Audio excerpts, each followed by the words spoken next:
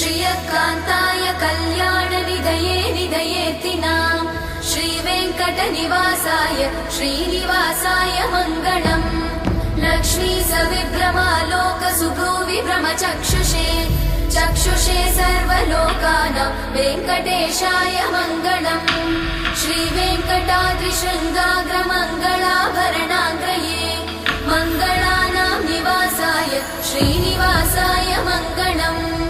सर्वावयव सौन्दर्य सम्पदा सर्वचेतसां सदा सम्मोहनायास्तु वेङ्कटेशाय मङ्गलम् नित्याय निरवध्याय सत्यानन्दचिदात्मने सर्वान्तरात्मने श्रीमद् वेङ्कटेशाय मङ्गलम्